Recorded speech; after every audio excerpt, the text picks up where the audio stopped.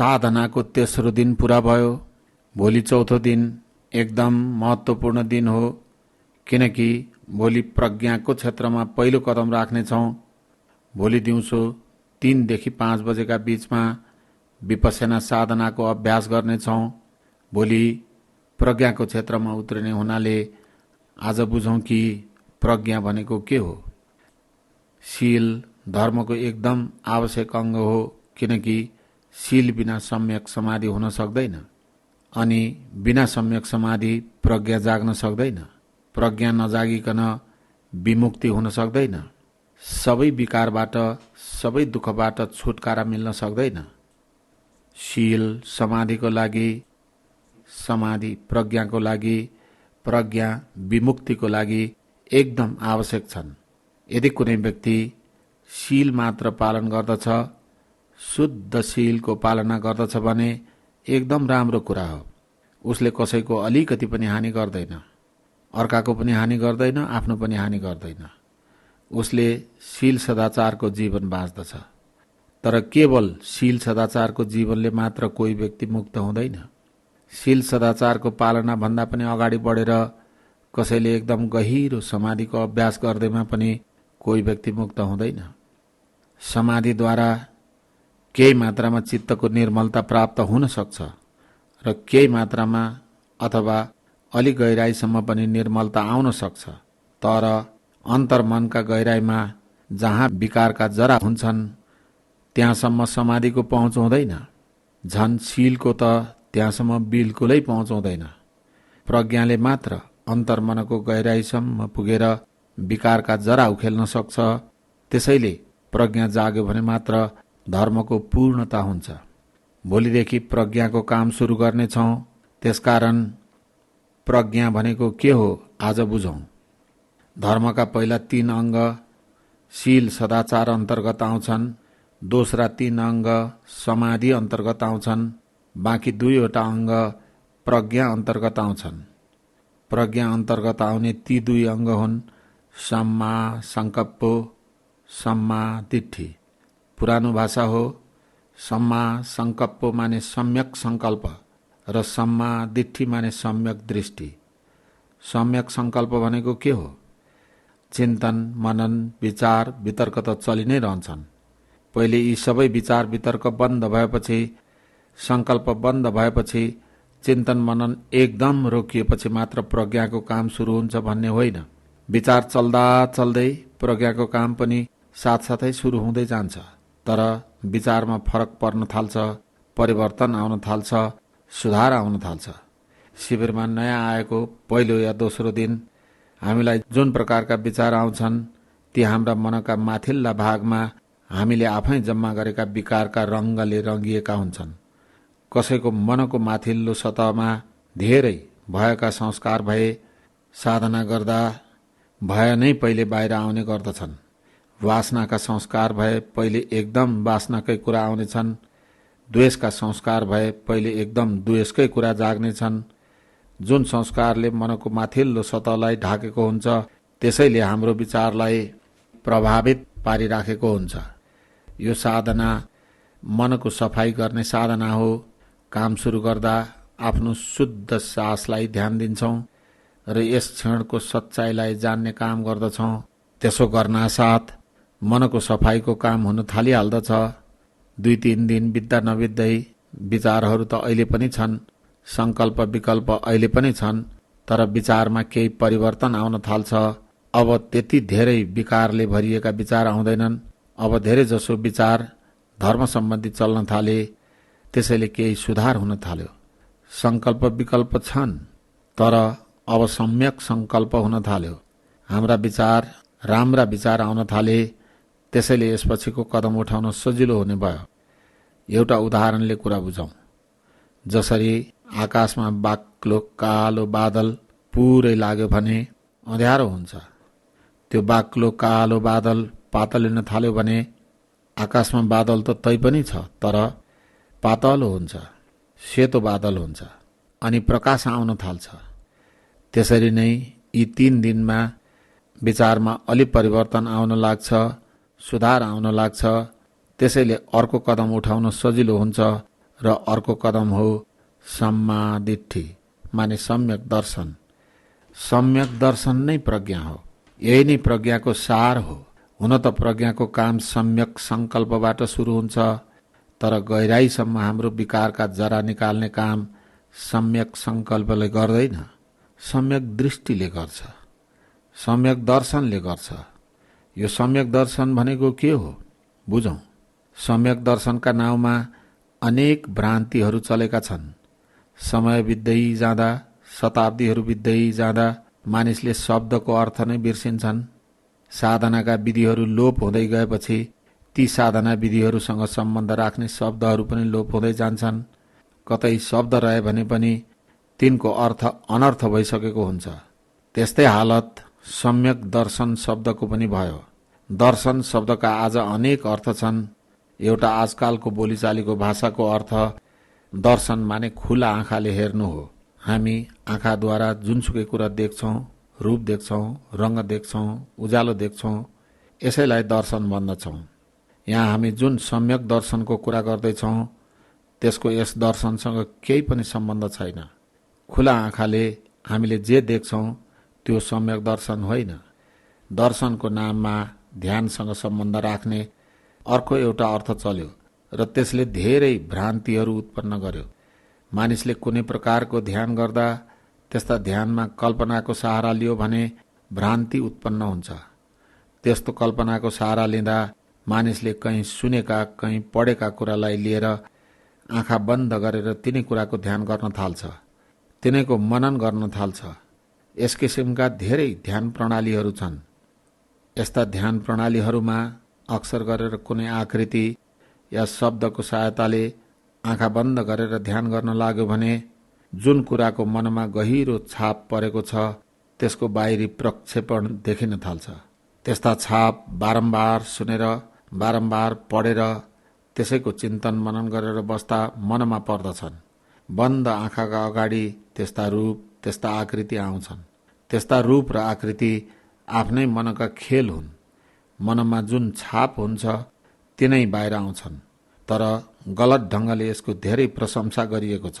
खास गरी साधनाको क्षेत्रमा मानिसहरूले नबुझेर यसको धेरै प्रशंसा गरेका छन् र यसैलाई दिव्य दर्शन मानेका छन् र यसैलाई एकदम ठूलो कुरो मानेका छन्। कसै कसैले त यसैलाई सम्यक दर्शन मानेका छन्। यस्तो दर्शनको साँच्चीकै सम्यक दर्शनसँग केही सम्बन्ध छैन। दर्शनको एउटा अर्को अर्थ आज पनि चलेको छ, 2500 वर्ष पहिले पनि चलेको थियो। हरेक परम्परामा, हरेक साम्प्रदायिक मान्यतामा आफ्ना आफ्ना अलग अलग दार्शनिक मान्यता हुन्छन्, फिलोसफी हुन्छन्। जुन सम्प्रदायको जुन दार्शनिक मान्यता हुन्छ त्यो सम्प्रदायको व्यक्तिले आफूले मानेको दार्शनिक मान्यतालाई सम्यक दर्शन मान्दछ र बाँकी अरू सबै दार्शनिक मान्यताहरूलाई मिथ्या दर्शन मान्दछ। यस्ता अनेक सम्प्रदायहरू छन् र तिनका अनेक प्रकारका दार्शनिक मान्यताहरू चल्दछन्। सबैले आफ्नो दार्शनिक मान्यतालाई सम्यक दर्शन भन्ने र अरू मान्यतालाई मिथ्या दर्शन भन्ने हो भने कसलाई साँच्चै सम्यक र कसलाई मिथ्या मान्ने? यो त खाली झगडा गर्ने कुरा भयो। यो त सम्प्रदायको कुरा भयो। यसको सम्यक दर्शनसँग केही पनि सम्बन्ध छैन। यस्ता सबै दार्शनिक मान्यताको साँच्चीकै सम्यक दर्शनसँग कुनै सम्बन्ध छैन। बरु यस्ता दार्शनिक मान्यताहरू त सम्यक दर्शनका विरोधी हुन्, धर्मका विरोधी हुन्। एउटा मानिसले जब आफ्नो परम्परागत दार्शनिक मान्यताहरूप्रति यो नै सत्य हो, बाँकी सबै झुट्टा हुन् भनेर आसक्ति उत्पन्न गर्दछ, अनि त उसको त्यो विचार सत्यको नजिक कहिल्यै पुग्न सक्दैन, खाली अल्मलिन्छ। दृष्टिको बन्धन एकदम बलियो बन्धन हुन्छ। यसले सत्यको साक्षात्कार गर्न दिँदैन। के हो त सम्यक दर्शन भनेको? सम्यक दर्शन भनेको त्यो सत्य हो जुन हाम्रो अनुभूतिमा उत्रिन्छ। त्यसैले हरेक व्यक्तिको आफ्नै सम्यक दर्शन हुन्छ। जुन व्यक्तिको अनुभूतिमा जुन सत्य उत्रन्छ त्यही सत्य उसको लागि सम्यक दर्शन हो। अनि सुरु चाहिँ सदैव स्थूल स्थूल सत्यबाट हुन्छ। आरम्भ गर्दा एकदम स्थूल सत्यहरू उसका अनुभूतिमा उत्रन्छन्। काम गर्दै जाँदा त्योभन्दा सूक्ष्म सत्य, अझ सूक्ष्म सत्य प्रकट हुँदै जान्छन्। यसरी कदम कदम सत्यको सहाराले काम गर्दै जाँदा परम सत्यसम्म पुगिन्छ। परम सत्यको साक्षात्कार हुन्छ अनि सम्यक दर्शन पूर्ण हुन्छ। त्यसैले अनुभूतिले गर्ने साक्षात्कार नै सम्यक दर्शन हो। अब यो काम जसले गरोस्, कुनै मान्यता मान्नेले गरोस्, कुनै सम्प्रदायका व्यक्तिले गरोस्, कुनै जात कुनै वर्णका व्यक्तिले गरोस्, आफ्नो अनुभूतिमा जे अनुभव भइरहेको छ त्यसलाई स्वीकार गर्दै अगाडि बढ्दै जाँदा सम्यक दर्शन पूरा हुन्छ, प्रज्ञा पूर्ण हुन्छ, प्रज्ञामा पुष्ट हुन्छ, स्थितप्रज्ञ हुन्छ, माने प्रतिक्षण प्रज्ञामा स्थिर हुन्छ। जबसम्म यस्तो हुँदैन तबसम्म प्रज्ञा पूरा हुँदैन र जबसम्म प्रज्ञा पूरा हुँदैन तबसम्म हाम्रा विकारहरूका जरा उखेलिँदैनन्। प्रज्ञाका 3 सोपान छन्, अर्थात् 3 खुड्किला छन्। पहिलोलाई श्रुतमयी प्रज्ञा भनियो, दोस्रोलाई चिन्तनमयी प्रज्ञा र तेस्रोलाई भावनामयी प्रज्ञा भनियो। यो तेस्रो भावनामयी प्रज्ञा नै सम्यक दर्शन हो अनि यसैले हाम्रा विकारहरूका जरा उखेल्दछ। यी 3 सोपानलाई बुझौं, यी 3वटा खुड्किलालाई बुझौं। के हो श्रुतमयी प्रज्ञा भनेको? कुनै सत्य कुरा हामीले सुन्यौं, कुनै महापुरुषको बाणी, कुनै सन्तको बाणी, जसलाई सत्यको साक्षात्कार भयो, त्यस्ताको बाणीलाई हामीले कुनै पुस्तकमा पढ्यौं या उसको मुखबाट सुन्यौं भने त्यो हामीले सुनेको ज्ञान भयो, पढेको ज्ञान भयो। ठिक छ, आखिर सुरु त त्यहीबाट हुन्छ। सुरु त ज्ञान प्राप्त भयो भने मात्र ज्ञानको क्षेत्रमा अगाडि बढेर अरू ज्ञान जगाउन सकिन्छ। तर श्रुत ज्ञान भनेको अर्काको ज्ञान हो, आफ्नो ज्ञान होइन। श्रुत ज्ञानबाट हामीलाई खाली प्रेरणा मिल्दछ, मार्गदर्शन मिल्दछ अनि त्यसपछि हामी अर्को कदम उठाउँछौँ। अर्को कदमलाई चिन्तनमयी प्रज्ञा भनियो। पढेका सुनेका कुरामा चिन्तन मनन गरिरहन्छौँ। मनुष्य भएकोले मनन गर्नु हाम्रो सहज स्वभाव हो, नैसर्गिक स्वभाव हो। त्यसैले मनुष्यलाई मनुपुत्र भनेको हो। मानिसले चिन्तन मननद्वारा पढेका सुनेका कुरालाई बुद्धिको तराजुमा तौलेर हेर्दछ, तर्क गरेर हेर्दछ। जुन कुरा पढियो त्यो युक्तिसङ्गत छ कि छैन, न्यायसङ्गत छ कि छैन हेर्दछ। छ भन्ने जानेर मात्र त्यसलाई स्वीकार गर्दछ, छैन भने कसरी स्वीकार गर्ने? गर्यो भने चिन्तनमयी प्रज्ञा भयो। चिन्तनमयी प्रज्ञा पनि पराई ज्ञान हो, आफ्नो ज्ञान होइन। किनकि उसले केवल बुद्धि लगायो अनि बुद्धिले नै त्यसलाई स्वीकार गर्यो। उसका अनुभूतिमा त्यो आएको छैन, त्यसर्थ पुरै काम लाग्ने भएको छैन। चिन्तनमयी प्रज्ञा अलिअलि काम लाग्ने हुन्छ, थोरै मात्र कल्याणकारी हुन्छ। यसले बाटो देखाउने काम गर्दछ, केही प्रेरणा दिन्छ जसबाट अर्को कदम उठाउन सकिन्छ। अब भावनामयी प्रज्ञाको बारेमा कुरा गरौँ। भावना शब्दको अर्थ 2500 वर्षमा धेरै बदलिसकेको छ। आज भावनाको अर्थ मनमा हुने सुख या दुःखलाई भनिन्छ। 2500 वर्ष पूर्व भावना शब्दको अर्थ केही भावित भइरहेको भन्ने बुझिन्थ्यो। केही घटनाहरू आफूभित्र घटिरहेका छन् र ती अनुभूतिमा उत्रिरहेका छन्। प्रज्ञा भनेको त्यही हो, सुनेको पढेको कुरा होइन, केवल चिन्तन मनन गरेको कुरा होइन। जुन अनुभूतिमा उत्रन्छ त्यो भावनामयी प्रज्ञा हो। त्यसले मात्र हाम्रो कल्याण गर्दछ। अर्काको ज्ञानले हाम्रो आफ्नो ज्ञान जगाउन मलको काम गर्न सक्दछ। ज्ञान अथवा प्रज्ञा आफूमा जाग्यो भने आफ्नो मङ्गल हुन्छ। तब मात्र आफ्ना विकार टाढा हुन थाल्छन्। तर प्राय जसो कठिनाई यही प्रज्ञाको पहिलो श्रुतमयी प्रज्ञाको कदममा आएर गाडी रोकिन्छ। साधक त्यहाँबाट अगाडि बढ्दैन, या बढे पनि दोस्रो चिन्तनमयी प्रज्ञाको कदमसम्म आएर फेरि रोकिन्छ अनि त्यसभन्दा अघि बढ्दै बढ्दैन। त्यसभन्दा अगाडिको भावनामयी प्रज्ञा जगाएन। त्यसभन्दा अगाडिको भावनामयी प्रज्ञा नजगाएपछि, त्यसलाई आफ्ना अनुभूतिमा नउतारेपछि साधकले त्यसबाट जुन लाभ पाउनुपर्ने हो त्यस लाभबाट वञ्चित रहन्छ। प्राय जसो यस्तै हुने गर्दछ। जुन मानिस जुन परिवारमा जन्मेको हुन्छ, जुन समाजमा हुर्किएको हुन्छ, त्यस समाजको मान्यता बाल्यकालदेखि सुन्दा सुन्दै ती मान्यताहरूको एउटा धेरै बाक्लो लेप उसको बुद्धिमा लाग्न थाल्छ। यस्तो धेरै कडा लेप उसको बुद्धिमा लाग्छ कि ऊ आफ्ना मान्यता बाहेकका अरू कुनै कुरा मान्न तयारै हुँदैन। उसले यही ठिक छ, हाम्रै परम्परा ठिक छ, हाम्रै मान्यता ठिक छ बाहेक अरू थोक सुन्न तयार हुँदैन, किनकि ऊ श्रुतमयी प्रज्ञामा छ।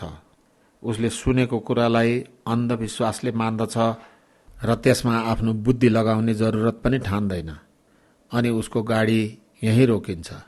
कहिलेकाहीँ आफ्ना स्वभावका कारणले उसका मनमा कुरा उठ्छन्, अनि यसमा अलि विचार गरेर चिन्तन मनन गरेर हेर्दछ यी कुरा न्यायसङ्गत युक्तिसङ्गत छन् कि छैनन् भनी चिन्तन मनन तर्क वितर्क गर्नासाथ सम्प्रदायका बुढापाकाहरू बुजुर्गहरू सम्प्रदायका नेताहरूको आसन डगमगाउँछ र उनीहरूले धम्की दिन्छन्, के तँलाई आफ्नो सम्प्रदायका महापुरुषका वाणीप्रति सन्देह छ?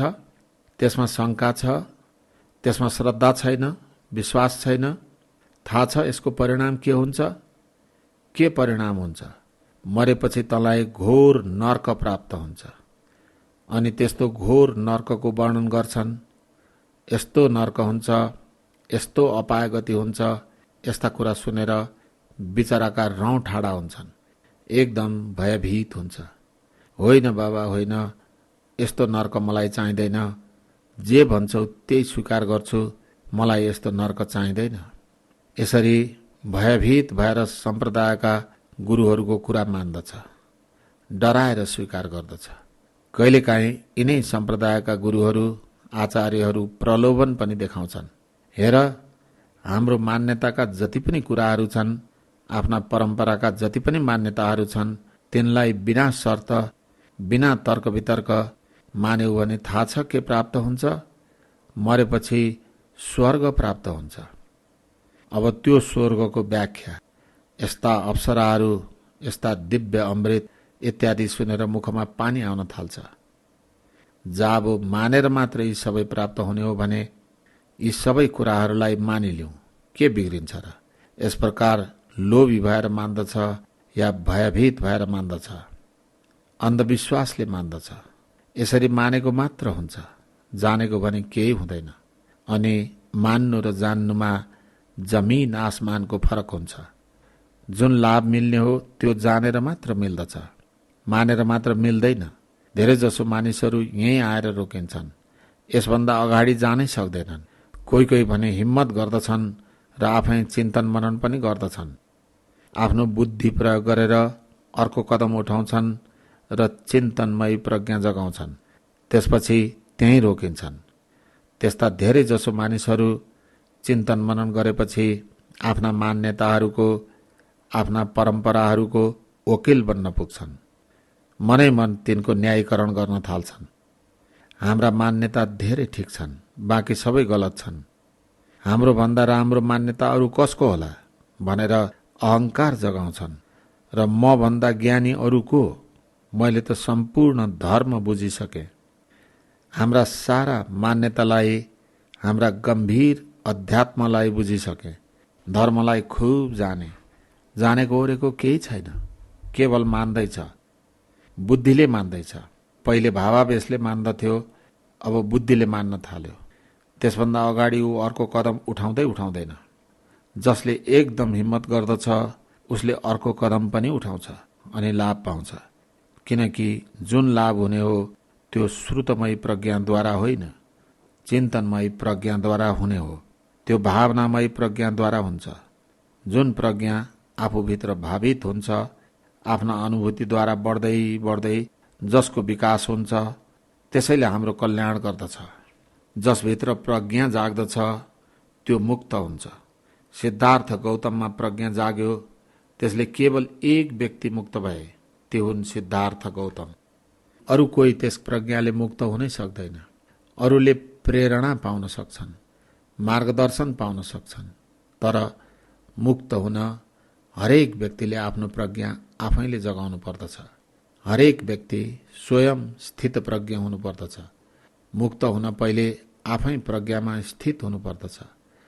प्रज्ञामा स्थित कोही अर्को भएर मुक्ति चाहिँ हामीलाई मिल्ने हुनै सक्दैन, कदापि हुन सक्दैन। तसर्थ आफ्नै प्रज्ञा जगाउँ, अनि मात्र आफ्नो कल्याण हुन्छ। एउटा उदाहरणबाट बुझौँ। कसैलाई खुब भोक लागेको छ, ऊ कुनै शानदार रेस्टुराँमा गएर बस्छ अनि मेनु कार्ड पढ्छ। पढेर अन्दाज गर्दछ आज त यहाँ एकदम स्वादिष्ट भोजन बनेको रहेछ, एकदम स्वादिष्ट भोजन पाइने भयो भनेर उसको मुखमा पानी आउँछ। एउटा घटना घट्यो।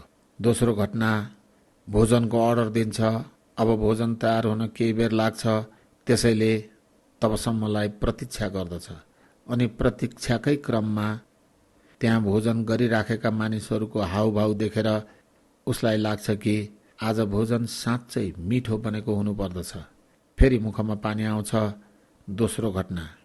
अब तेस्रो घटना, बेराले भोजन ल्याइदिन्छ अनि खान्छ।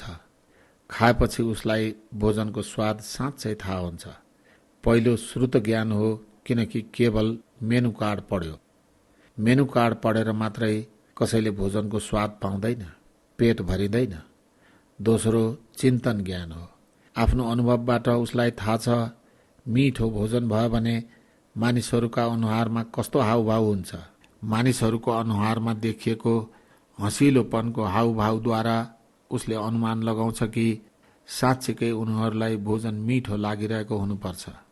उनीहरूलाई भोजन मिठो लागिरहेको छ भने आजको भोजन मलाई पनि मिठै होला। यसरी उसले चिन्तन ज्ञान जगाउँछ। तर भोजन चाखेको भने हुँदैन। यसबाट उसको पेट भरिँदैन, किनभने यो त केवल एउटा चिन्तन ज्ञान हो। तेस्रो, जब खान्छ तब मात्र उसले भोजनको स्वाद पाउँछ अनि मात्र पेट भरिन्छ। यही नै हो भावनामयी प्रज्ञा। यसैले कल्याण गर्दछ। पहिलो दुईटाले त प्रेरणा मात्रै दिन्छन्। एउटा अर्को उदाहरण लिउँ। कहिलेकाहीँ उदाहरणबाट कुरा धेरै स्पष्ट हुन्छन्। कुनै व्यक्ति बिरामी हुन्छ र डाक्टर कहाँ जान्छ। डाक्टरले जाँच गरी कागजमा औषधिको नाम लेखिदिन्छ। घर आउँछ र डाक्टरप्रति ठुलो श्रद्धा देखाउँछ। डाक्टरप्रति श्रद्धा राख्नु कुनै नराम्रो कुरा होइन, तर श्रद्धा जब अन्धश्रद्धा हुन्छ अनि के गर्ने। डाक्टरको तस्बिर, डाक्टरको मूर्ति अगाडि ल्याएर 3 पटक त्यसका अगाडि शिर झुकाउँछ अनि धूप बाल्छ, नैवेद्य चढाउँछ, फलफुल चढाउँछ अनि त्यो औषधिको कागज निकालेर पाठ गर्न थाल्छ। 2टा गोली बिहान, 2टा गोली दिउँसो, 2टा गोली बेलुका, खाली पाठ गर्दछ।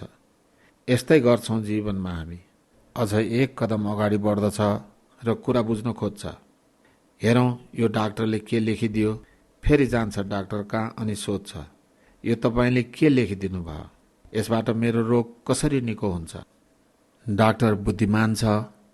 उसले सम्झाउँछ कि तिमीलाई यस्तो रोग लागेको छ अनि तिम्रो रोगको मूल कारण यो हो।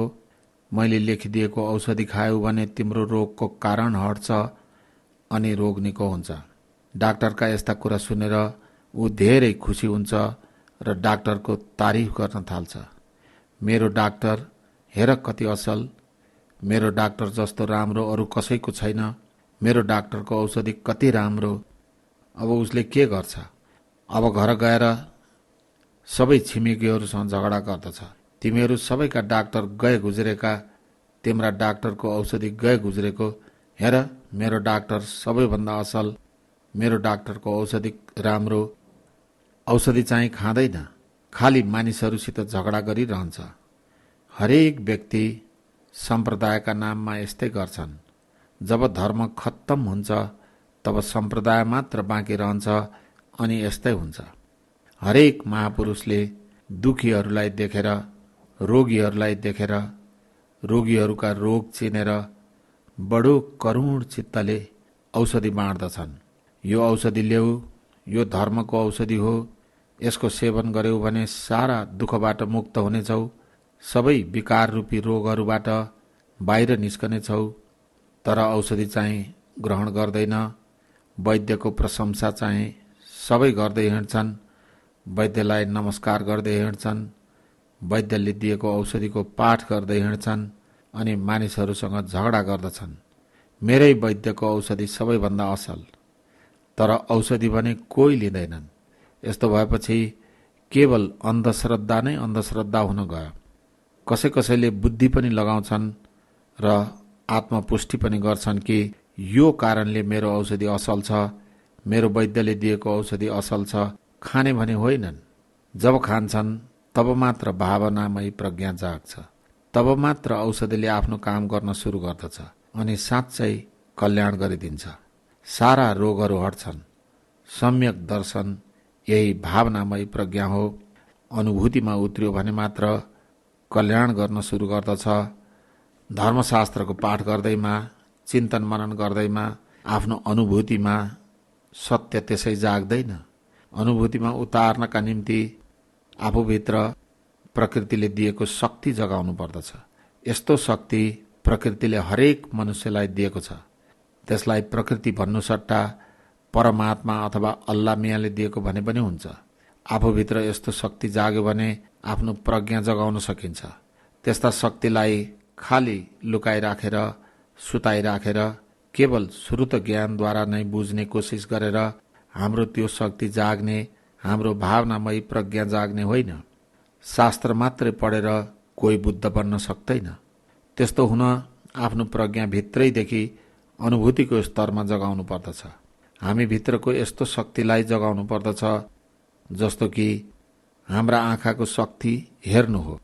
यदि आँखामा हेर्ने शक्ति नभएको खण्डमा आँखाले जति जान्ने प्रयास गरे तापनि बाहिर रूप, रङ्ग, प्रकाश अथवा संसार कस्तो छ भन्ने कुरा थाहा पाउन सकिँदैन।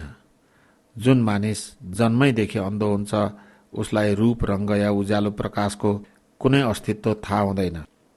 जुन मानिस जन्मैदेखि बहिरो हुन्छ उसको लागि शब्दको कुनै अस्तित्व नै हुँदैन र शब्द भनेको के हो भन्ने कुरा उसले केही गरे पनि बुझ्न सक्दैन।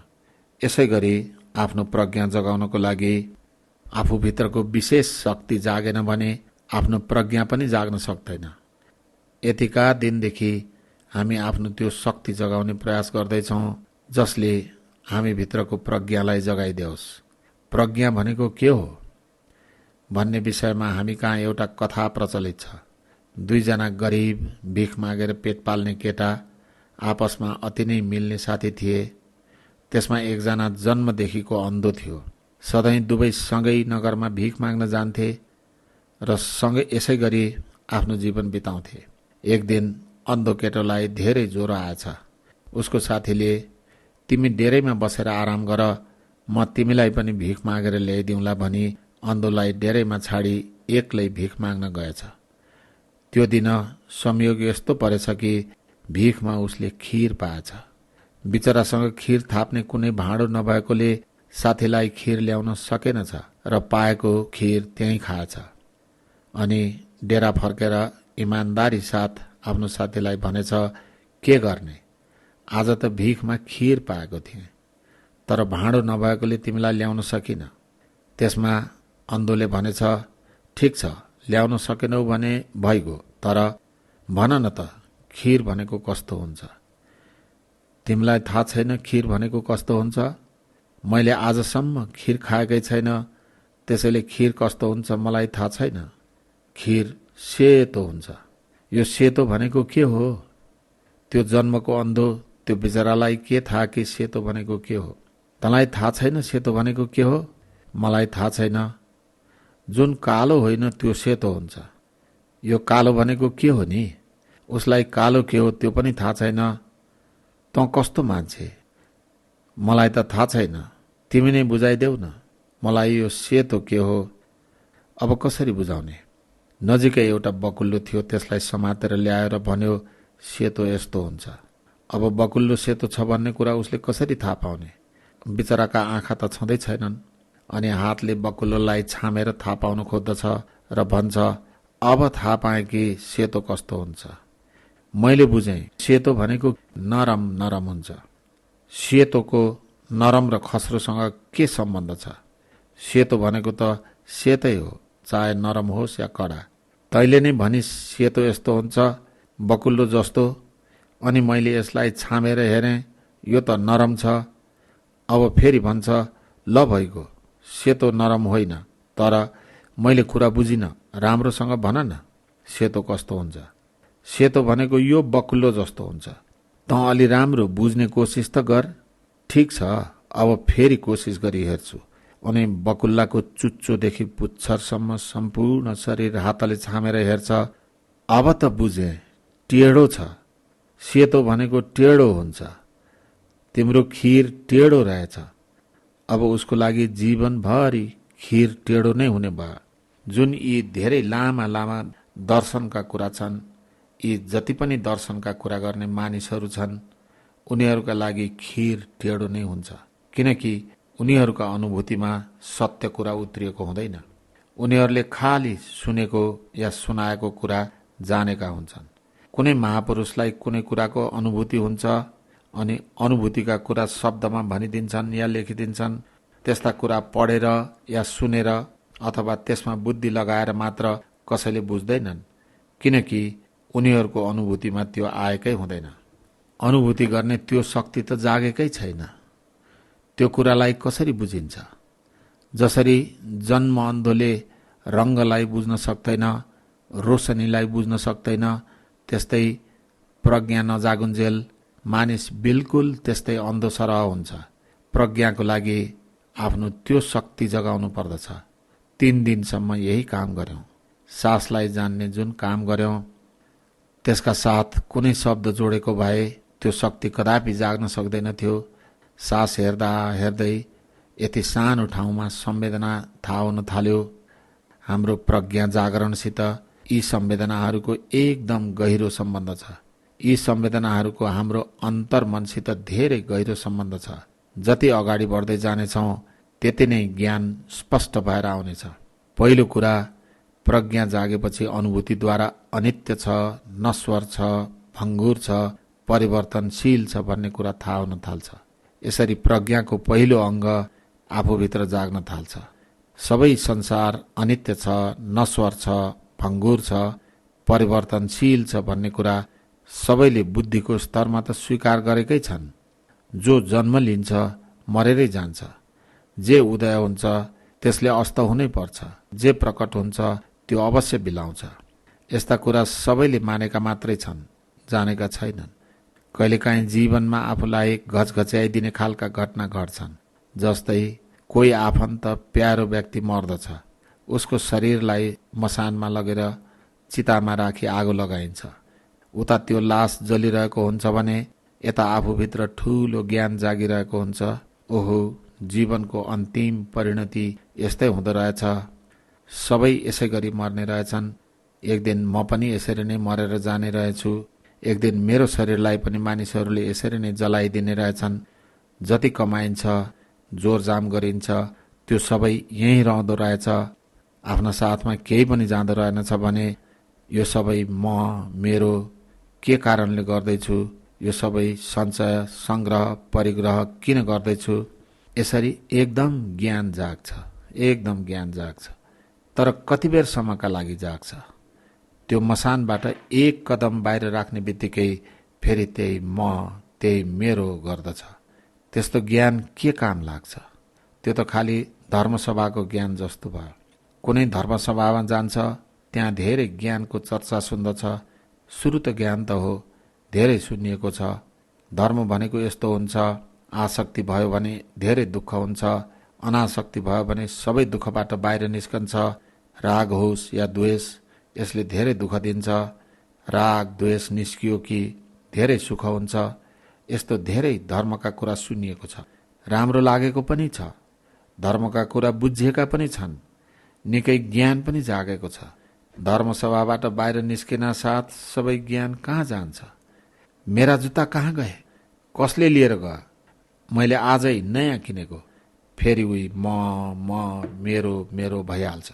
यस्तो बुद्धिविलासको ज्ञानले के काम लाग्यो? ज्ञान अनुभूतिमा जागेन। जबसम्म अनुभूतिमा उत्रिँदैन तबसम्म प्रज्ञा भावनामयी प्रज्ञा हुँदैन। जबसम्म भावनामयी प्रज्ञा हुँदैन तबसम्म विकारबाट हाम्रो छुटकारा हुँदैन। जीवनभरि धर्मचर्चा सुनेर, धर्मग्रन्थ पढेर बुद्धिको स्तरमा त साँच्चीकै केही लाभ हुन्छ। केही मात्रामा बुद्धि अवश्य निर्मल भएर जान सक्छ। मनका माथिमाथिका भाग पनि निर्मल हुन सक्छन्। तर अन्तर्मनका गहिराइमा विकार जस्ताका तस्तै छन्। अनि अन्तर्मनका ती विकारहरू बढ्दै जान्छन्। तिनबाट छुटकारा हुँदैन। अन्तर्मनका विकारबाट छुटकारा पाउन आफूभित्र त्यो ज्ञान कसरी जगाउने? अनित्य हो, नश्वर हो, भङ्गुर हो, अनित्य हो, नश्वर हो, भङ्गुर हो भन्ने ज्ञान कसरी जगाउने? यस्तो ज्ञान जगाउनमा बाहिरी संसारमा घट्ने घटनाहरूले कठिनाई उत्पन्न गर्दछन्, किनकि धेरै भ्रान्ति उत्पन्न गराउँछन्। बाहिरबाट हेर्दा जे देखिन्छ साँच्चै त्यही हो भन्ने भ्रान्ति हुन्छ, तर त्यो त बाहिरी सत्य हुन्छ, भासमान सत्य हुन्छ, त्यस्तो देखिने खालको सत्य हुन्छ। त्यस्ता भ्रान्तिपूर्ण सत्यभित्र जुन वास्तविक सत्य लुकेको हुन्छ त्यो भने बिल्कुलै त्यसको उल्टो हुन्छ। त्यस्तो लुकेको वास्तविक सत्य कसलाई थाहा छ? कस्तो हुन्छ? जुन वास्तविक भित्री सत्य हो त्यो त अनुभूतिद्वारा मात्रै जान्न सकिन्छ, तर बाहिरका भ्रमपूर्ण सत्य मात्र हेरेर सम्पूर्ण जीवन बिताइदिएपछि, अनुभूतिद्वारा प्राप्त गर्ने सत्यको खोजी नगरेपछि भ्रान्तिपूर्ण सत्य मात्र देखिन्छन्। शीघ्र गतिमा घटिरहेको कुनै घटना छ भने त्यसले ठूलो भ्रान्ति उत्पन्न गराउँछ। जस्तै राति कुनै मानिस बत्ती बालेर सुत्छ र बिहान आँखा खुल्दा देख्छ कि त्यही बत्ती बलिरहेको जस्तो लाग्छ, त्यही प्रकाश हो जस्तो लाग्छ, तर कहाँ त्यही प्रकाश हो र? रातको आरम्भदेखि लिएर रातको अन्त्यसम्ममा धेरै समय बितिसक्यो, त्यही प्रकाश कहाँ हो र? अलि ध्यान दिएर त्यो बत्तीलाई हेरेमा थाहा हुन्छ कि प्रतिक्षण त्यसमा एउटा ज्वाला उठ्छ, नष्ट भएर जान्छ, दोस्रोले फेरि स्थान लिन्छ, नष्ट हुन्छ, तेस्रोले फेरि स्थान लिन्छ, नष्ट हुन्छ, अनि त्यो यति छिटो छिटो भइरहन्छ कि जसबाट यस्तो भ्रम हुन्छ कि त्यही प्रकाश हो, जबकि त्यो बिल्कुल एउटै प्रकाश होइन। यस्तै बिजुलीको चिमतिर दुईपल्ट हेरौँ, हामीलाई त्यस्तै भ्रम हुन्छ। त्यो बेलुका जे थियो बिहान त्यही प्रकाश हो, त्यही प्रकाश हो। त्यही प्रकाश कहाँ हो? यदि त्यही प्रकाश भइदिएको भए महिनाको आखिरीमा बिजुली अड्डाले यति युनिट भयो, यति पैसा तिर भनेर किन बिल पठाउँछ? त्यही प्रकाश हो भने किन पैसा तिर्ने? हामीले आफ्नै चिम किन्यौँ, हामीले स्विच किन्यौँ, बत्ती बाल्यौँ अनि प्रकाश आयो, किन पैसा तिर्ने? त्यो बिजुली अड्डाले पैसा ठिकै माग्छ। प्रतिक्षण आफ्नो जेनेरेटरबाट विद्युत उत्पादन गर्छ, तारद्वारा विद्युत यहाँ आउँछ, बत्ती बल्छ, बिजुली नष्ट भएर जान्छ, अर्काले त्यसको ठाउँ लिन्छ, नष्ट हुन्छ, एउटा नष्ट भयो, दोस्रो आउँछ, बिचमा कुनै अन्तर छैन, धेरै छिटो छिटो घटना घटिरहेको छ। त्यसैले हामीलाई लाग्छ कि त्यही हो, त्यही हो। कति ठूलो भ्रान्ति! बिहान कुनै एउटा मानिस नाउ चढेर नदी तर्छ अनि उता पारी दिनभरि काम गरेर साँझ नाउबाटै फर्कन्छ। त्यस मानिसलाई यही भ्रम हुन्छ कि बिहान जुन गङ्गा पार गरेको थियो साँझ त्यही गङ्गा पार गरे। कहाँ त्यही गङ्गा हो? त्यो बिहानको गङ्गा कहाँ हो? अनि त्यस गङ्गामा डुबुल्की लगाएर त हेर, एक डुबुल्की लगाई टाउको माथि उचाल्यो, दोस्रो पल्ट डुबुल्की लगायो, फेरि टाउको उचाल्यो, तेस्रो पल्ट डुबुल्की लगायो, फेरि टाउको उचाल्यो, फेरि यही भ्रम हुन्छ कि त्यही गङ्गामा डुबुल्की मार्दैछु। अनि ध्यान लगाएर हेरेपछि थाहा हुन्छ कि त्यही गङ्गा कहाँ हो? पहिलो जुन गङ्गामा डुबुल्की लगाइयो त्यो त बगेर गइसक्यो, दोस्रो डुबुल्की दोस्रै गङ्गामा लगाइयो, तेस्रो डुबुल्की तेस्रै गङ्गामा लगाइयो। छिटो छिटो घटना घटिरहेको छ अनि बिचमा कुनै अन्तर छैन, त्यसैले यस्तो भ्रान्ति भएको हो। भ्रान्ति गराउने घटना शीघ्र गतिमा घट्छ। राम्ररी हेर्दा यस्तो लाग्छ कि ज्वाला उड्दैछ, नष्ट हुँदैछ, उड्दैछ, नष्ट हुँदैछ।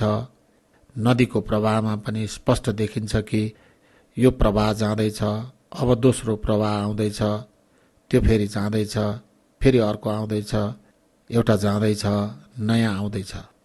तर अति शीघ्र गतिमा भइरहेको घटना आँखाको शक्तिले छुट्याउन सक्दैन, छुट्याउन भ्याउँदैन।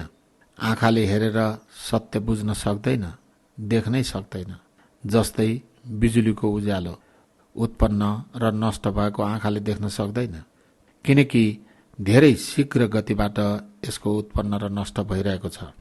तर नदीमा डुबुल्की मार्ने व्यक्तिले थाहा पाउन सक्दछ कि पहिलो डुबुल्की जुन नदीमा लगायो त्यो नदी त बगिसक्यो, अब दोस्रो डुबुल्की दोस्रै नदीमा लगायो, तेस्रो डुबुल्की तेस्रै नदीमा लगायो, किनभने आफ्ना आँखाले यो कुरा देख्न सक्छ, तर यो कुरा कसरी बुझ्ने कि जसले डुबुल्की लगायो ऊ पनि बगेर गइसक्यो, दोस्रो डुबुल्की कुनै दोस्रो व्यक्तिले लगायो, तेस्रो डुबुल्की कुनै तेस्रो व्यक्तिले लगायो।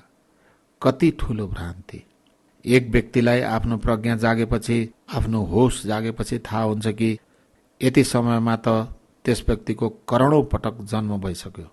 प्रतिक्षण उत्पन्न हुन्छ, नष्ट हुन्छ, उत्पन्न हुन्छ, नष्ट हुन्छ।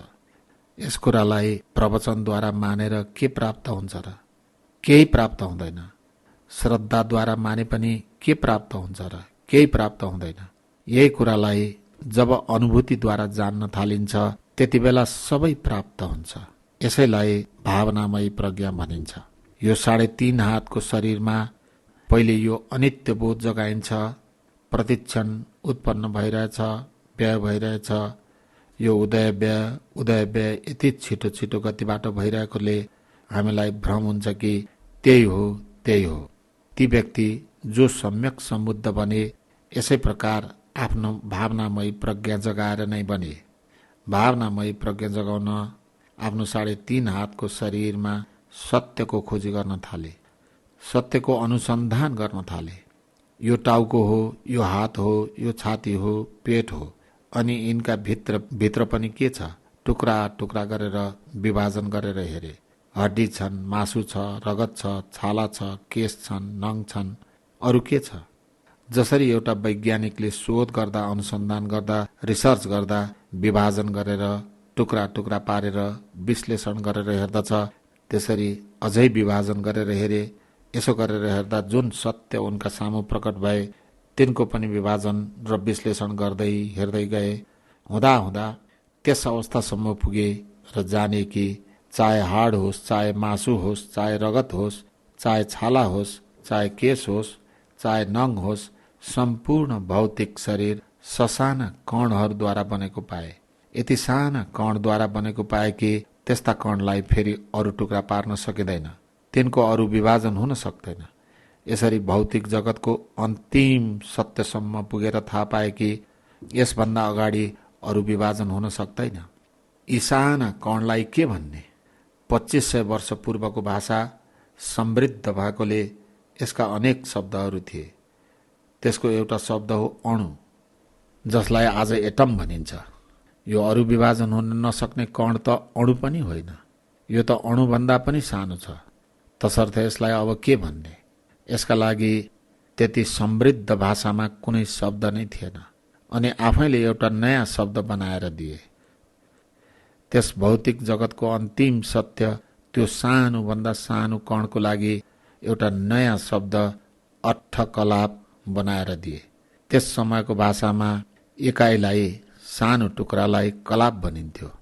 यस्तो इकाइ जसमा 8वटा कुरा एकसाथ जोडिएका हुन्छन् र ती 8 कुरा अलग हुन सक्दैनन्। ती 8 कुरा के हुन्? यी 4 महाभूत पृथ्वी, अग्नि, जल, वायु र यी चारैका आफ्नै अलग अलग गुण, धर्म, स्वभाव। यी चारैका अलग अलग 4 स्वभाव छन्। यी 8वटा मिलेर एउटा अष्टकलाप वा एउटा सानो कण बन्दछ, अनि एउटा अष्टकलाप र दोस्रो अष्टकलापका बीचमा ठूलो पोल, धेरै ठूलो पोल अर्थात् धेरै ठूलो खाली ठाउँ छ। यदि यो बीचको खाली ठाउँलाई निकालेर सबै परमाणु एकत्र गरियो भने एउटा औँला जतिको आकार रहन जान्छ। खाली ठाउँ नै खाली ठाउँ रहन्छ। यति धेरै आकाश छ, तर कति ठूलो भ्रान्ति हुन्छ। यो शरीर कति ठोस जस्तो लाग्छ। यो त बाहिरबाट देखिने सत्य हो, प्रकट सत्य हो, यस्तो प्रतीत हुन्छ। तर वास्तविकता भने तरङ्ग नै तरङ्ग बाहेक अरू केही छैन। यस्तो कुरा ती महापुरुषले आफ्नो अनुभूतिले जाने। केवल आफ्नो शरीर मात्र होइन, यो सम्पूर्ण भौतिक जगत, यो सम्पूर्ण मानसिक जगत, भित्रको बाहिरको केवल तरङ्ग नै तरङ्ग मात्र हुन्। सब्बु पज्जलितो लोको, सब्बु लोको पकम्पितो। केवल प्रकम्पन छ, प्रज्वलन छ, प्रकम्पन छ, प्रज्वलन छ, कहीँ ठोसपना छैन। तर बाहिरबाट हेर्दा कति ठूलो भ्रान्ति हुन्छ। आजका पश्चिमी वैज्ञानिकहरूले पनि यस सत्यलाई मान्न थालेका छन्। वर्षौं पहिले बर्कले विश्वविद्यालयका एउटा प्रोफेसर, भौतिक शास्त्रका प्रोफेसर डाक्टर अल्बरसलाई भौतिक शास्त्रमा नोबेल पुरस्कार प्राप्त भएको थियो। नोबेल पुरस्कार कुनै साधारण व्यक्तिलाई दिइँदैन। उनले कुनै खास कुरा खोजी निकालेको हुनुपर्दछ। के खोजी निकाले? पश्चिमका वैज्ञानिकले यो शताब्दीको आरम्भमा यस कुरालाई स्वीकार गर्न सुरु गरेका थिए कि सारा भौतिक जगतमा कुनै ठोसपना छैन, केवल तरङ्ग मात्रै छ। यो कुरा स्वीकार गर्न थालेका थिए। यस वैज्ञानिकको मनमा जिज्ञासा जाग्यो। अब तरङ्ग छ भने साना अणु पनि तरङ्ग हुनुपर्दछ। त्यस्ता तरङ्ग छन् भने 1 सेकेन्डमा यी तरङ्गहरू कतिपटक उत्पन्न हुन्छन् र नष्ट हुन्छन्, कतिपटक उत्पन्न हुन्छन् र कतिपटक नष्ट हुन्छन्, त्यो थाहा पाउनु पर्यो। कसरी थाहा पाउने? सम्यक सम्बुद्धले जाने कि सम्पूर्ण शरीर, सम्पूर्ण विश्व यस्ता ससाना अष्टकलापबाट बनेको छ। साथसाथै यो पनि भने कि अष्टकलाप धेरै शीघ्र गतिमा उत्पत्ति र व्यय हुन्छ र यो केवल तरङ्ग उत्पन्न हुने अनि नष्ट भएर जाने लहर जस्तो केवल तरङ्गले एक चुड्की बजाउन्जेलसम्ममा या एकपल्ट आँखा झिम्क्याउँदा लाग्ने जति समयमा यी अष्टकलाप अनेक शत सहस्र कोटिपल्ट उत्पाद व्यय हुन्छन्।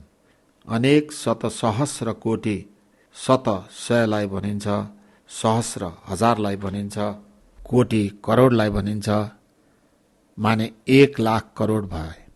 1 लाखपल्ट करोड माने 1 का पछाडि 12 शून्य, अनि त्यो पनि अनेक पल्ट। जब यो कुरा पहिलोपल्ट सुने तब त श्रुत ज्ञान मात्रै थियो, अनि अलि बुद्धि लगाएर चिन्तन ज्ञान जगाएँ, अनि यस्तो लाग्यो कि यो भनेको त्यस बेलाको कुनै उक्ति होला। जुन अङ्क गर्नै सकिँदैन, धेरै पल्ट हुन्छ, त्यसलाई शत सहस्र कोटि भन्ने गर्दथे होला। तर यस्ता त्यस अवस्थासम्म पुगेका महापुरुषले बिना अर्थको कुनै शब्द प्रयोग गरेनन्। उता त्यो वैज्ञानिकले पनि यस्तै कुरा सिद्ध गर्यो।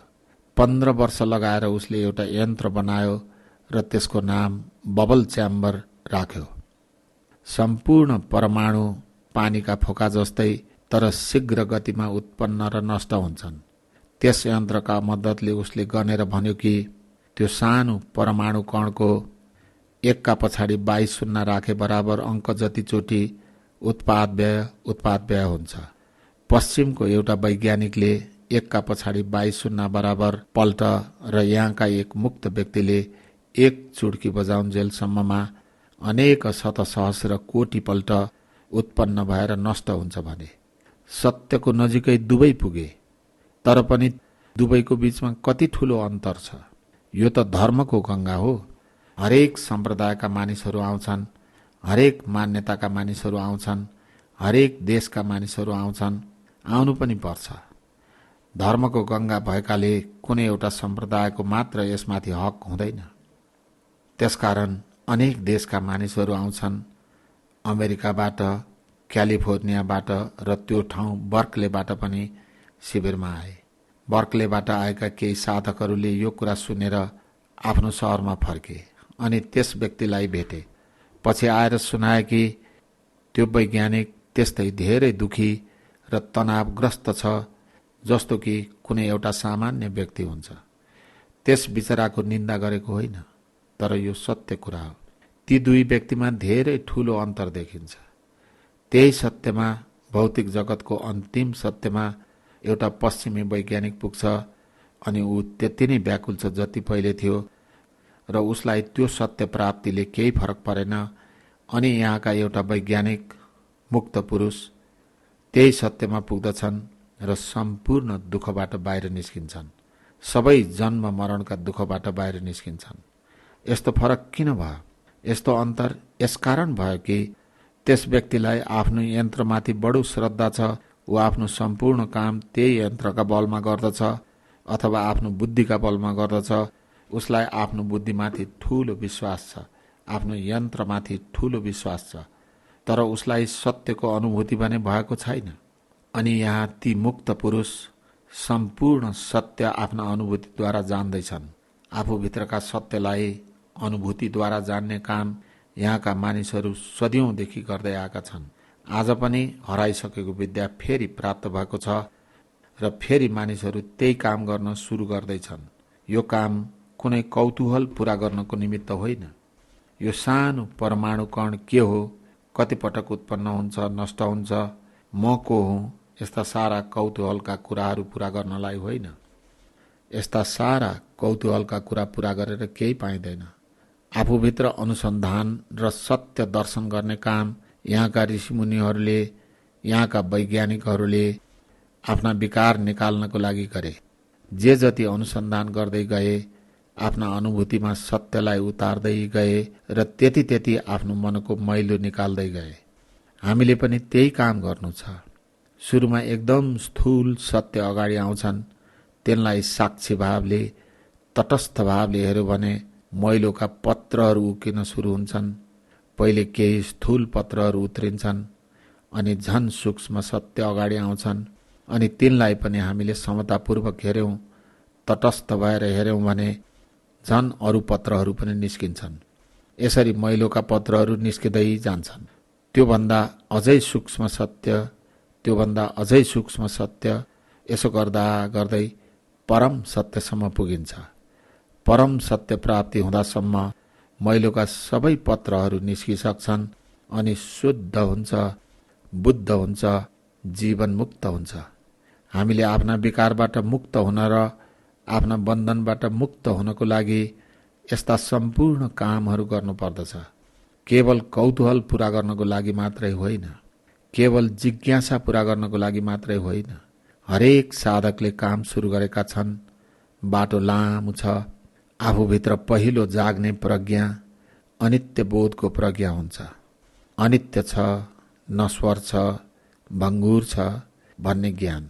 यस्तो ज्ञान अनुभूतिद्वारा जान्न थालिन्छ। बुद्धिद्वारा यही कुरा मान्ने त पहिलेदेखि नै चलेको थियो। सबै थोक बदलिरहन्छ, परिवर्तन भइरहन्छ, मानिस बदलिन्छ, संसारमा सबै थोक बदलिन्छ।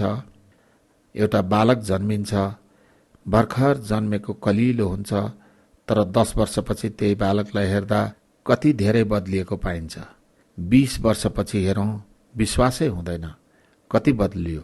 कतै 70-80 वर्षपछि देखे त बिल्कुलै विश्वास लाग्दैन कि त्यो सानो कोमल बच्चा यस्तो जीर्ण कसरी भयो। हरेक 10 वर्षमा राति ओड्ने ओढेर सुतेको बेला कुनै ईश्वरले जादुको डन्डा हल्लाइदिएर बिहान उठ्दा बिल्कुलै अर्कै भएर उठेको त हुँदैन। ऊ प्रतिक्षण बदलिन्छ। बुद्धिले बुझ्यौं कि प्रतिक्षण बदलिन्छ। अब अनुभूतिद्वारा यही कुरा जान्नेछौँ। साँच्चै हेर कसरी प्रतिक्षण बदलिन्छ। यसरी अनुभूतिद्वारा यो कुरा बुझ्न थालेपछि ठूलो लाभ हुन्छ। यस शरीरप्रतिको यति ठूलो आसक्ति आफै टुट्नेछ।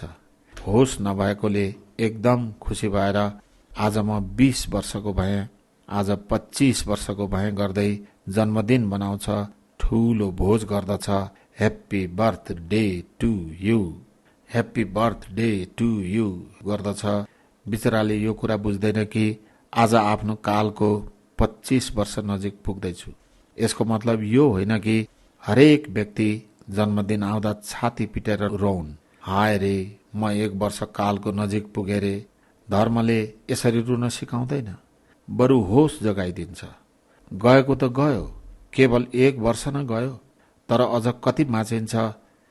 जुन बचेको जीवन छ त्यसको राम्रो उपयोग कसरी गरौँ, मनुष्य जीवनलाई कसरी सार्थक बनाऊ, यसरी होस जगाउनु पर्दछ। यस्तो होसले अनित्य बोध जाग्नेछ, अनि जति जति अनित्य बोध पुष्ट हुँदै जानेछ त्यति नै प्रज्ञाको दोस्रो अनात्म बोधको भागले टाउको उठाउनेछ। यो अनात्म शब्द पनि दार्शनिकको हातमा परेर बडो भ्रामक भएको छ। जब धर्म दार्शनिकहरूका हातमा पर्न जान्छ अनि धर्म डुब्छ। धर्म रहँदैन, सम्प्रदाय बन्न जान्छ। अनात्म शब्द पनि दार्शनिकहरूका हातमा परेर डुबेको छ। सही अर्थमा केलाई अनात्म भनेको हो? अनात्म भनेको जहाँ अहम भाव बिल्कुलै रहँदैन, जहाँ मम भाव बिल्कुलै रहँदैन, त्यो हो।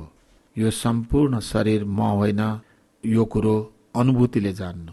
यो सम्पूर्ण शरीर मेरो होइन, यो कुरा अनुभूतिद्वारा जान्नु अनात्मबोध हो। त्यस्तै यो सम्पूर्ण चित्तस्कन्द म होइन, मेरो होइन, यो सम्पूर्ण चित्तस्कन्द मेरो आत्मा होइन, यस्तो अनुभूतिद्वारा जान्नु अनात्मबोध हो।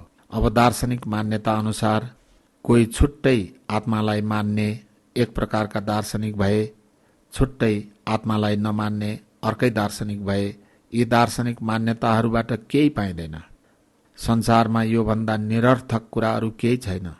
तर पनि कति मानिस मानव कुनै अमूल्य रत्न नै प्राप्त भएको हो कि जस्तो गरेर यस्तो निरर्थक कुरालाई यसरी छातीमा टाँसेर राख्दछन्। धर्मको बाटोमा आफूभित्रको अहङ्कारलाई हटाउनु पर्दछ। जबसम्म अहमभाव भित्र कायम रहन्छ, आफ्नो मुक्ति हुन सक्दैन। आत्माको अस्तित्वलाई मानियोस् या नमानियोस्, परमात्माको अस्तित्वलाई मानियोस् या नमानियोस्, या दुवैलाई यस किसिमको मानियोस् या त्यस किसिमको, केही फरक पर्दैन। जबसम्म भित्र अहम रहन्छ, ममभाव हुन्छ, तबसम्म हाम्रो मुक्ति हुँदैन। जब प्रज्ञा जाग्छ, यो सबै अनात्म हो भन्ने थाहा हुन्छ। यो म होइन, यो मेरो होइन, यो मेरो आत्मा होइन भन्ने अनुभूतिद्वारा जानिन्छ। अभ्यास गर्दा गर्दै देखिन्छ कि कसलाई म भन्ने। कसै कसैलाई त यी 10 दिनमा यो ठोस जस्तो लाग्ने शरीर केवल तरङ्ग नै तरङ्ग भएको थाहा हुन्छ। कहीँ ठोसपनाको नामो निशान रहँदैन। यो शरीरमा केवल पानीका फोका जस्तै तरङ्ग उत्पन्न भएको, नष्ट भएको, उत्पन्न भएको, नष्ट भएको थाहा हुन्छ। अनि कुन फोका चाहिँलाई म भन्नु, कुन तरङ्गलाई म भन्नु। यो फोकालाई म भनौँ भने यो त नष्ट भइसक्यो, अनि त्यस्तो म पनि खत्तम भइसक्यो। कुन फोकालाई, कुन तरङ्गलाई म भन्नु, सत्य कुरा बुझिन्छ। व्यवहारका लागि म भन्नु पर्दो रहेछ, मेरो भन्नु पर्दो रहेछ, नत्र भने काम कसरी चलाउने। यदि कसैले कुरा गर्दा यो परमाणुको पुञ्जले त्यो परमाणुको पुञ्जलाई यसो भन्छ भनेर भने संसारको काम कसरी चल्ला।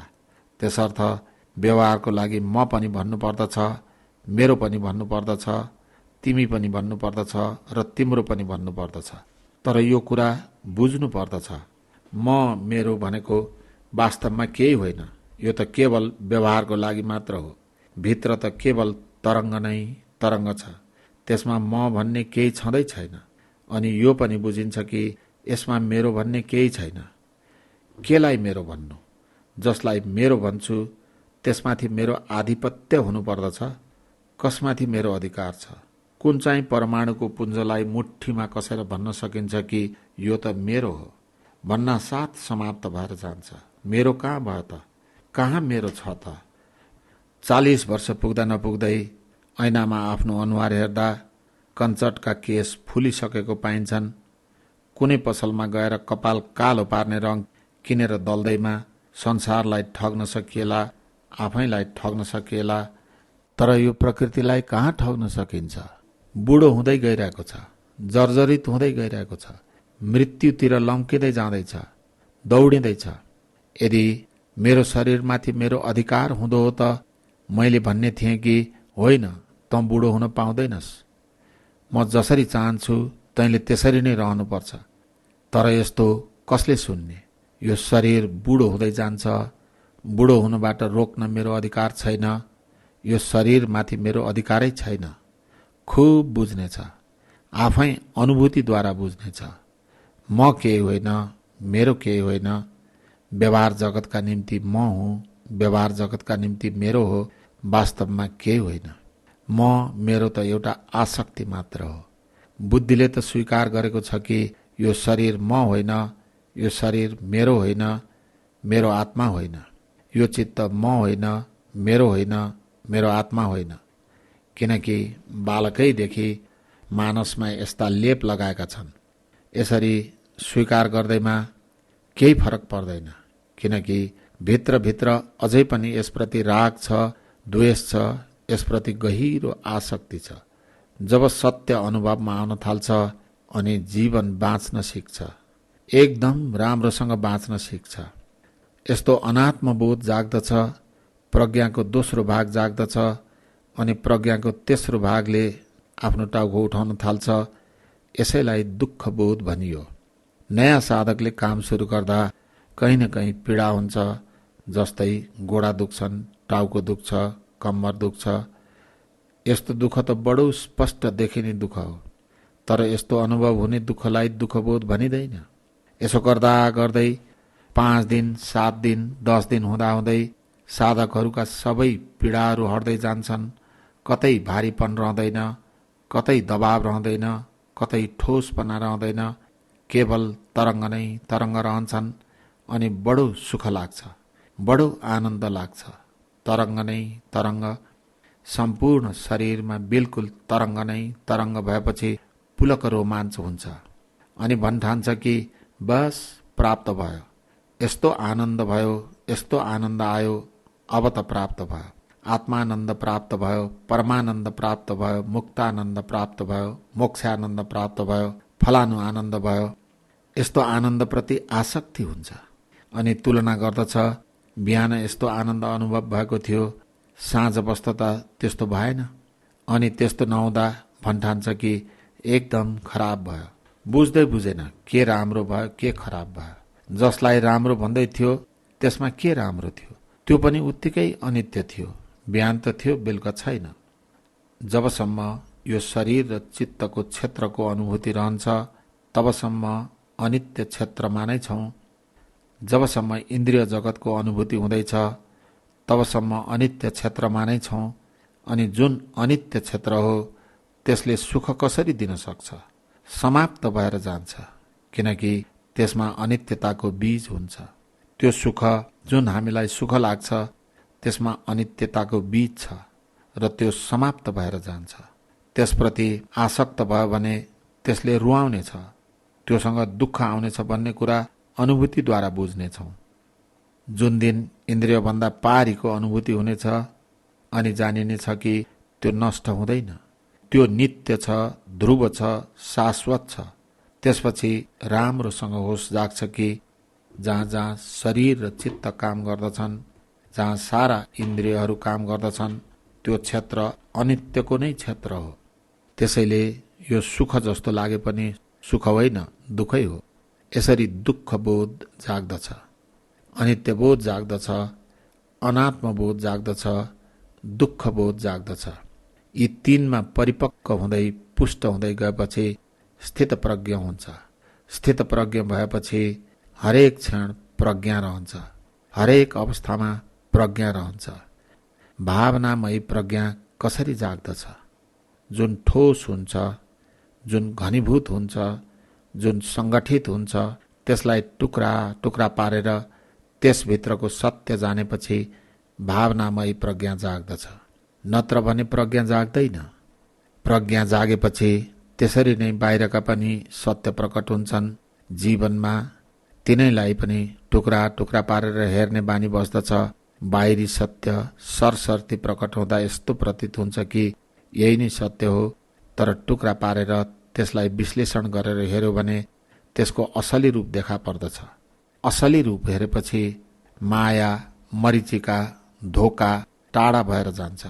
जबसम्म एक ढिक्को अथवा एकत्र हुन्छ यस्तो लाग्दछ, तर टुक्रा गर्यो कि भित्री सच्चाई अगाडि आउँदछ। यी तीनवटै प्रज्ञामा पुष्ट भएपछि अर्को प्रज्ञा आफै जाग्दछ। त्यसलाई उस बेलाको भाषामा अशुभ भनियो। यस्तो अशुभ बोध जाग्नेछ। अशुभ शब्द उस बेला जो सुन्दर हुँदैन त्यसका निम्ति प्रयोग हुन्थ्यो। बाहिरबाट हेर्दा बडो सुन्दर, धेरै राम्रो लागे पनि वास्तवमा त्यो सुन्दर हुँदैन। जबसम्म सङ्गठित हुन्छ तबसम्म मात्र राम्रो जस्तो लाग्दछ। एउटा पुरुषले कुनै नारीको सङ्गठित शरीर देख्दा उसलाई बडो राम्रो भन्दै त्यसलाई पाउनका लागि पागल जस्तै हुन्छ। त्यसरी नै एउटी नारीले कुनै पुरुषको शरीर देख्छिन्, संश्लिष्ट, सङ्गठित, एकदम राम्रो। यदि साँच्चै अनित्य, अनात्म र दुःख बोधमा पुष्ट भएको हो भने टुक्रा टुक्रा पारेर हेर्दछ। हेरौँ त के राम्रो छ। शिरदेखि सुरु गरौँ। केश एकदम राम्रो, कोमल, कुन्तल, अल्कावली, कुनै कवि भए कति वर्णन गर्ला, एकदम राम्रो एकदम राम्रो। अनि एक बिहान बिचरीले भोजन पकाउँदा शिरबाट केही केश भोजनमा परे। श्रीमानले भातमा केश देखे अनि कराए, यसमा त केश छ, फ्याँक यो फोहोर केश। हिजो बेलुकादेखि रातभरि कति राम्रो केश भनेर प्रशंसा गर्थ्यो, अब भोजनमा त्यस्तो राम्रो केश पर्यो भने झन राम्रो भयो, खाउ न, किन कराउँछौ? खाँदैन, किनकि जबसम्म यो शरीरमा सङ्गठित थियो तबसम्म राम्रो थियो। अलग्ग हुनासाथ भन्छ कि राम्रो छैन, एकदम फोहोर छ। संश्लेषणको माया, सङ्गठनको माया, संयुक्तिकरणको माया वियुक्त हुँदैमा, विघटन हुँदैमा कुरा बुझिन्छ कि सच्चाइ के हो भनेर। अरू के राम्रो छ? अरू अगाडि बढेर हेरौँ, ती दाँतका पङ्क्तिहरू, मोतीका जस्ता पङ्क्तिहरू छन्। एउटा दाँत निस्क्यो अनि मोती हातमा आयो होइन, राख न सम्हालेर। कोही पनि राख्दैन, हड्डीको टुक्रा हो, फ्याँक भन्दछ। जबसम्म शरीरमा सङ्गठित थियो तबसम्म मोती जस्तो लाग्थ्यो। अलग हुनासाथ माया खत्तम भयो, कुरा बुझियो यो मोती होइन, यो त हाडको टुक्रा हो। अरू के राम्रो छ? अरू अगाडि बढ्छ अनि यी नङ अति राम्रा छन्, कति राम्रा, हेर कति राम्रा, नेल पलिस लगाएका, आफ्ना छालाका रङसित मिल्ने, साडीका रङसित मिल्ने, एकदम राम्रा नेल पलिस भएका यी नङ एकदम राम्रा छन्। बिचरी नङ काट्दै थिइन्, काट्दै एउटा नङको टुक्रा उछिट्टिएर भोजनमा परेछ। श्रीमानले पस्केको भोजनमा उसको त्यो नङ देखिहाल्यो। फोहोर नङ, फोहोर नङ, कहाँको फोहोर नङ? कस्तो राम्रो नेल पलिस लगाएको नङ, यस्तो राम्रो भोजनमा राम्रो नङ, दुवै मिलेर त डबल राम्रो भयो, खाउ न। खाँदैन। नङ जबसम्म शरीरसित जोडिएको थियो तबसम्म राम्रो थियो। अलग हुनासाथ कुरा बुझियो केही राम्रो छैन। यो त प्रकृतिले हामीलाई बडो कृपा गरेकाले, या भनौँ परमात्माले हामीप्रति बडो दया गरेकाले मात्र हो, नत्र भने जे जति बाहिर छन् ती भित्र भइदिएको भए, अनि जे जति भित्र छन् ती बाहिर भइदिएको भए के हालत हुने थियो?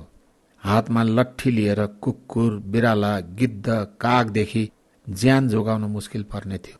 भित्र के चाहिँ राम्रो छ? यदि भित्र केही मात्र पनि राम्रो भइदिएको भए कुनै न कुनै ढोकाबाट त्यस्तो राम्रो बाहिर आउनुपर्ने थियो नि। कुन ढोकाबाट के राम्रो निस्किन्छ? कुरा बुझ्दै जान्छ।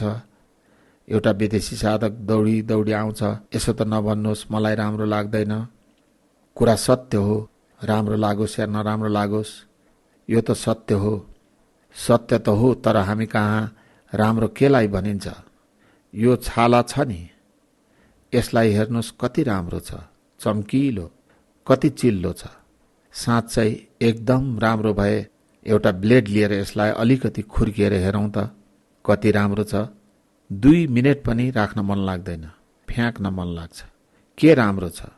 यसको मतलब यो होइन कि हामी कसैलाई भेट्न साथ घृणा गर्न थालौँ, त त परमाणुहरूको पुञ्ज, त त फोहोरको भाँडो। हामी पनि त त्यस्तै छौँ। धर्मले घृणा गर्न सिकाउँदैन। जति जति प्रज्ञा जाग्छ, चित्त निर्मल हुँदै जान्छ, भित्र समता आउँछ, अनि मैत्री जाग्छ, करुणा जाग्छ। निर्मल चित्तको आफ्नो अनन्त मैत्रीमा रहने, अनन्त करुणामा रहने स्वभाव हुन्छ। घृणा कसरी गर्न सक्छ र? द्वेष कसरी गर्न सक्छ? खुब प्रेम जाग्नेछ, होस जाग्नेछ। यी सबै नै बाहिरी सत्यका कुरा हुन्, यस्तो प्रतीत हुन्छ भनेर बुझ्नेछ। अनि सांसारिक व्यवहारमा जे प्रतीत हुन्छन् तिनलाई पनि स्वीकार गर्नुपर्ने हुन्छ। भित्र जुन सत्य छ त्यसलाई त्यस्तै प्रकारले स्वीकार गर्नुपर्ने हुन्छ।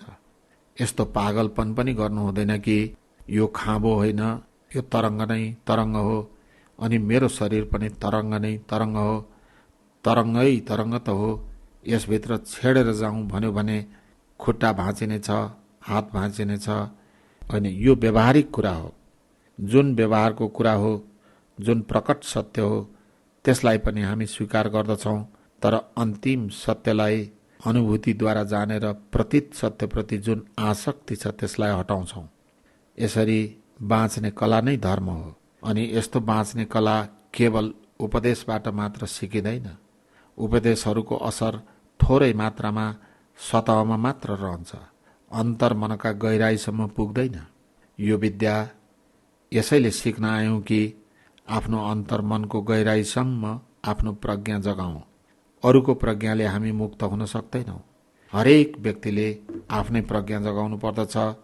त्यसको लागि भोलि काम सुरु गर्नेछौँ। भोलि आँखा बन्द गरेर बस्ने बित्तिकै उत्पन्न हुँदै नष्ट हुँदै गर्ने लाखौं करोडौं परमाणुहरू तुरुन्तै देखिहाल्दैन। त्यसका लागि निकै समय लाग्दछ, तर काम सुरु हुनेछ। आफूभित्रको सत्यको दर्शन हुन सुरु हुनेछ। पहिले त धेरै स्थूल सत्य अगाडि आउनेछन्। बडो धैर्य साथ काम गर्दै गयौँ भने यसै 10 दिनमा निकै गहिराईसम्म जानेछौँ।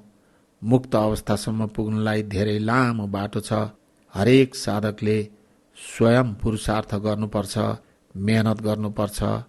अरूको भरोसाबाट केही हुन सक्दैन, अरूको अनुकम्पाबाट केही हुन सक्दैन। आफूले आफैलाई कृपा गर्नुपर्दछ। बुझौँ, आफूले आफ्नो के हालत बनाइयो, तसर्थ आफूले आफैलाई अनुकम्पा गरौँ। के हालत बनायौँ, हामी कसरी यसबाट बाहिर निस्किने? बडो भाग्यले यो मार्ग फेला पर्यो। अब यस बाटोमा लागेर आफ्ना सबै दुःखहरूबाट बाहिर निस्कौँ, आफ्ना सबै विकारहरूबाट बाहिर निस्कौँ। आज रातिको समय र भोलि दिउँसोको 3 बजेसम्मको समय सकेसम्म उपयोग गरौँ।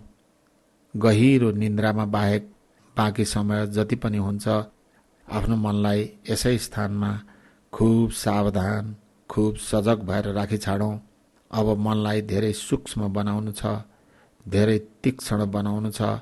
त्यसैले यो जुन 3 कुने भाग हामीले चुन्यौँ, योभन्दा पनि सानो 3 कुने भागलाई ध्यान गर्न लिउँ। आज राति र भोलि दिनभरि ध्यान गर्न लिनुपर्ने सानो 3 कुने भाग माथिल्लो ओठदेखि लिएर नाकको प्वालसम्म हो। योभन्दा माथिको भाग होइन। नाकको प्वालको बाहिरी भागमा, बाहिरी घेरामा कुनै संवेदना हुन्छ भने त्यसलाई महत्त्व दिनेछौँ। अब नाकभित्र कुनै संवेदना हुन्छ या नाकमाथि कुनै संवेदना हुन्छ भने त्यसको उपेक्षा गरौँ, वास्ता नगरौँ। ध्यान गर्ने स्थान जति सानो हुन्छ, मन त्यति नै सूक्ष्म हुँदै जान्छ, त्यति नै तीक्ष्ण हुँदै जान्छ, त्यति नै संवेदनशील हुँदै जान्छ। अनि भोलिको काम धेरै नै सजिलो हुनेछ। एकदम लगनशीलताका साथ काम गरौँ, एकदम निष्ठाले काम गरौँ। मनलाई यसै स्थानमा लगाऊ, खुब तिखो बनाऊ, ताकि भोलि जब प्रज्ञाको क्षेत्रमा उत्रिनेछौँ, विपස්සना सुरु गर्नेछौँ अनि आफ्नो मनको गहिरो अपरेसन हुनेछ। अन्तर्मनको गहिराईमा कति जन्मका कति विकार जम्मा भएका होलान्, कति गाँठाहरू बाँधिएका होलान्, ती सबै फुकेर निस्किजानेछन् अनि छुटकारा हुनेछ। बडो मङ्गल हुनेछ। धर्मको बाटोमा जो हिँड्छ, शील, समाधि, प्रज्ञामा पुष्ट हुन्छ, आफ्नो मङ्गल गरिहाल्छ, आफ्नो कल्याण गरिहाल्छ, आफ्नो स्वस्ति मुक्ति गरिहाल्छ। कुनै समाजको होस्, कुनै सम्प्रदायको होस्, कुनै जातिको होस्, कुनै वर्णको होस्, केही भेदभाव हुँदैन। हरेक व्यक्तिले मेहनत गर्नुपर्दछ, पुरुषार्थ गर्नुपर्दछ। खुब पुरुषार्थ गरौँ, खुब पराक्रम गरौँ, मेहनत गरौँ अनि आफ्नो दुःखबाट बाहिर निस्कौँ, आफ्नो विकारबाट बाहिर निस्कौँ, आफ्नो मङ्गल गरौँ, आफ्नो कल्याण गरौँ, आफ्नो स्वस्ति मुक्ति गरौँ, स्वस्ति मुक्ति साधौँ।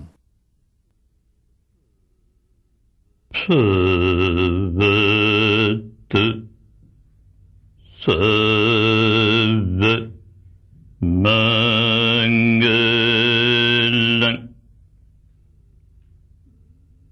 Bhavat Sarva Mangalam Bhavat